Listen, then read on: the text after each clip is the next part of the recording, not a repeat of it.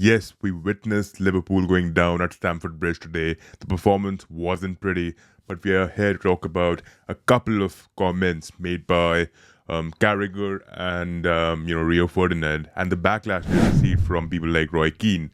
And the reason why I'm talking about this is to bring forward opinions on the Guard of Honor, what people feel about it right now. I'm sure the fan base remains divided on the same. I think I have a certain particular feeling about the way it should be done. Rio Ferdinand and Peter Crouch, they went out saying that it's embarrassing, it's a bit awkward to receive the Guard of Honor and to give it. I think they emphasized on the word give it. I think I understand from where they're coming. In a way, if I would like to visualize in their industry, how did they feel when they went at loggerheads and when they were in this fierce competitiveness or rivalry with other oppositions, I think it's not embarrassing in a way, but it's kind of tough to give respect, the utmost respect in the obvious manner to a person you don't really like or you don't really enjoy sharing a space with. That's why you saw the United from Fergie's era rose. You could see the camaraderie, you could see the passion on the pitch, right? And that reflected in the way their aggression was being exhibited on the pitch, right? Like against oppositions, against teams that they hated, like Liverpool, right? My club. But still, I gotta respect Roy Keane here. He's been pretty old fashioned about it, and I think Guard of Honor should be treated as a culture, as a value of heritage, right?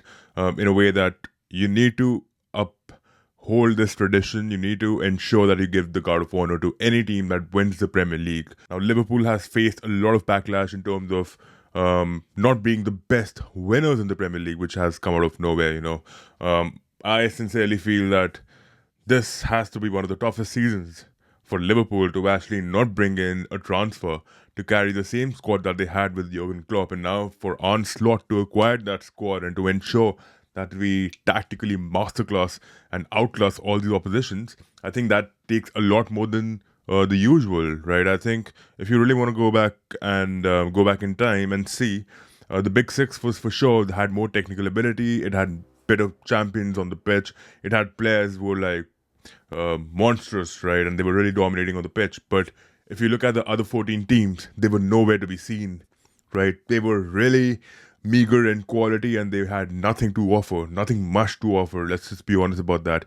And this can be dated back to even 2013, 2014, like the I would say the level of competition started increasing somewhere around 17, 18, 18, 19, right? When Brighton emerged into the scene and then Bulls came into the scene, right? Even then, these teams were struggling to even get out of the bottom 10. But this tradition, this competition has actually been induced in the last 6 to 7 years, if we actually want to talk about it. And it has grown from season to season. Now, this season, you saw that Brighton, Bournemouth, Aston Villa, Wolves, at the back of my head, Newcastle, uh, Nottingham Forest. They were second in the league at one point in time. They were third in the league, and now they've sort of declined, and they've had a lopsided outcome at this point in time. But then still, these teams, these clubs were always there, right?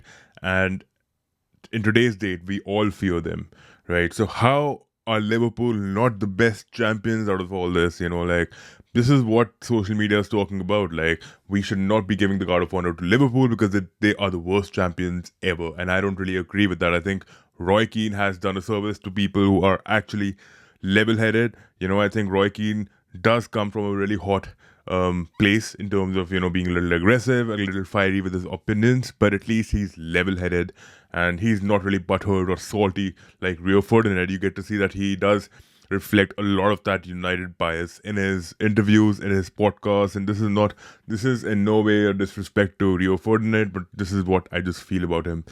And also, he mentioned one thing: a lot of people might not like it. Obviously, it's nice when you get it, but you have to give it. It's part of the game, right? Now, if you can set aside your rivalry for a moment and just focus on sportsmanship, genuinely, you should be respecting the opposition for what they've done throughout the season, and especially people like Van Dijk and Mohamed Salah and Alisson, right? Robertson, Trent. These people have been proven Premier League, European champions in the past, and they deserve all the respect that they get. And I think Chelsea did an enormous service in a way, like, even it might be a little embarrassing to just, like, just walk through a set of players who have had that fierce rivalry with you over the last couple of seasons, because you don't really get along with each other. But in today's sport, in today's modern football, I still feel like players respect each other more than they did in the past. And I think that's where Rio Ferdinand and Peter Crouch have just capped out, right? And I think it would be different, like Roy Keane says, it would be different if it were real rivals, say Man City and Man United, or Everton and Liverpool. But I think you have to do it. It's part of the game. Respect. To get respect, you have to show it. It works both ways. Now, imagine if you start enforcing what Rio Ferdinand said, and then you stop giving respect to other teams or guard of honors. I think it's just going to be a whole lot of chaos in the future, right? You're not setting the right examples for the younger generations who are playing grassroots right now and who are upcoming in the sport, wanting to make a mark in a semi-professional or a professional environment in the future, right? And that's all from me. Let me know what you feel in the comment section. Do like, subscribe, and comment on this video. See you soon.